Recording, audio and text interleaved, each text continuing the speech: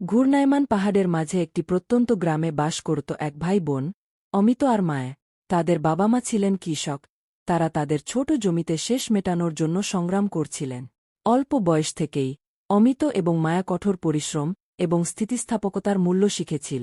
তাদের পরিবারের আর্থিক অসুবিধা সত্ত্বেও অমিত এবং মায়ের একটি ভালো ভবিষ্যতের স্বপ্ন ছিল। অমিত, বড় ভাই, পরিবারের আয়ের পরিপূরক সাহায্য করার জন্য গ্রামে অদ্ভুত কাজ নিয়েছিল।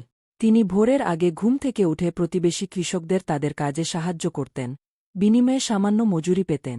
দীর্ঘ সময় এবং শারীরিক পরিশ্রম সত্ত্বেও অমিত তার পরিবারকে সমর্থন করতে এবং তার শিক্ষার জন্য দৃঢ়প্রতিজ্ঞ ছিলেন। অন্যদিকে মায়া তার মাকে বাড়ির কাজে সাহায্য করতেন এবং তাদের ছোট ভাইবোনদের দেখাশোনা করতেন। তার কোমল বয়স সত্ত্বেও মায়ের প্রখর বুদ্ধি এবং জ্ঞানের তৃষ্ণা ছিল। তিনি তার অবসর সময় কাটাতেন যা কিছু হাতে পেতেন তা পড়ে, তাদের গ্রামের সীমানা ছাড়িয়ে একটি পৃথিবীর স্বপ্ন দেখে।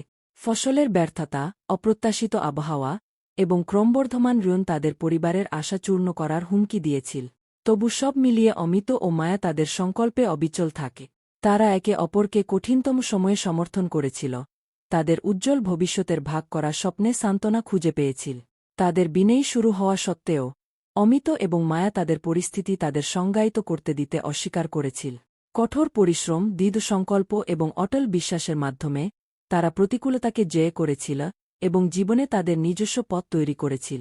আজ অমিত একজন সফল উদ্যোক্তা, অন্যদিকে মায়া তাদের গ্রামের স্কুলের একজন সম্মানিত শিক্ষক। একসাথে তারা তাদের সম্প্রদায়ের জন্য আশা এবং অনুপ্রেরণার আলোকবর্তিকা হিসাবে কাজ করে। এটি প্রমাণ করে যে দৃঢ়তা এবং দৃঢ় সংকল্পের সাথে এমনকি সবচেয়ে দরিদ্রতম একটি পরিপূর্ণতা এবং সাফল্যের জীবন নিয়ে যেতে পারে।